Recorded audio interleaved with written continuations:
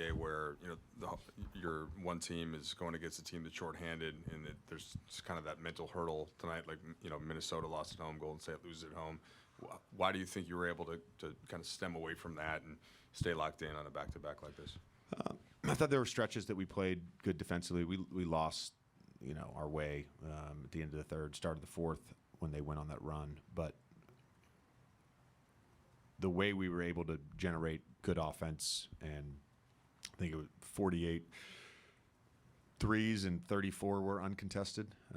Just our guys' ability to connect, and Luka leading that with 14 assists, and probably could have had 18 or 19. But to have another game with 30-plus assists, I thought our offensive decision-making and consistency, where we had 4 really good offensive quarters was great.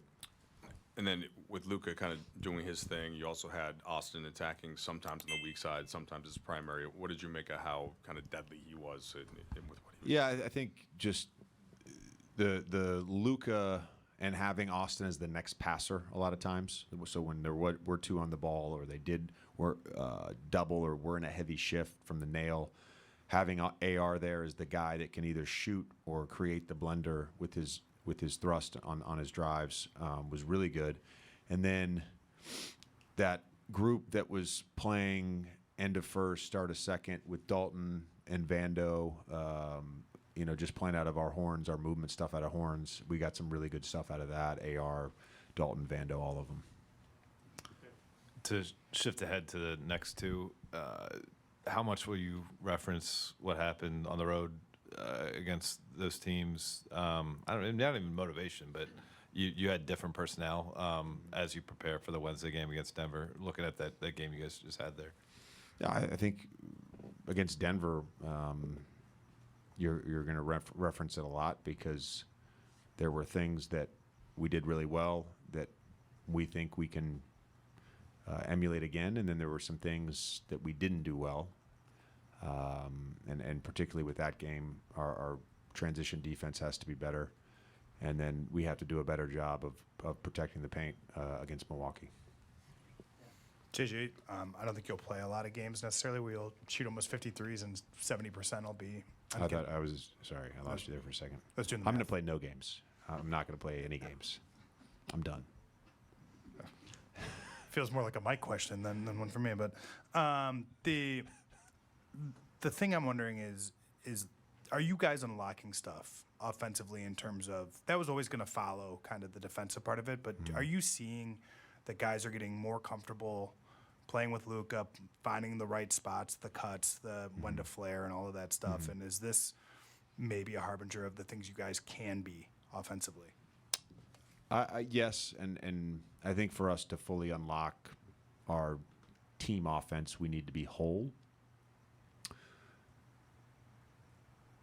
Again, going back to our group and their responsiveness to everything throughout the season, they generally have done an outstanding job. When we've challenged them on certain things, they've responded. I think Greg has done a really nice job with not a lot of court time over the last few weeks, and really breaking down on film what we want our spacing to look like versus blitzes in pick and roll versus doubles in the post versus doubles from the nail versus fires from the top. Like we've done some really good things against that.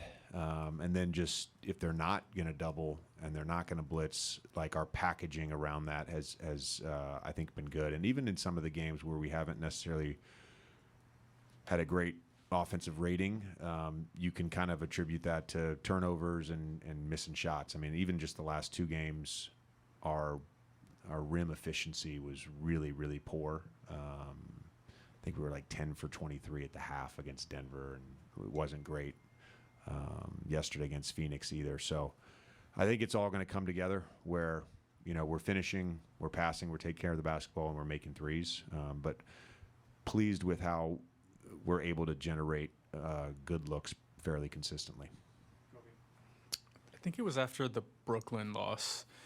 You mentioned, either before or after, you mentioned wanting to install more off-ball actions or taking them from ATOs and installing them just part of your regular offense. Seems like you guys had an emphasis on that these past couple games, especially doing it early. What does that do for your offense when you're able to get AR or even Luka coming off of screens, coming off a ball, and they initiate actions that way instead of do pick and rolls or just?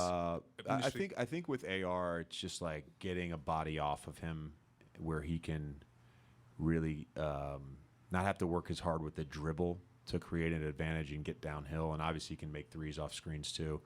With Luka, I think the off-ball stuff is really good because if we do a good job of forcing over and setting screens, he's catching the ball and he's already got the angle, and it's not trying to create an angle from a static position. So that's been good. And then the last thing, I think tonight was a great example. When you're running some off-ball stuff as plays, then you can layer in different options out of ATOs, and our guys executed some good stuff tonight. Thanks, Coach.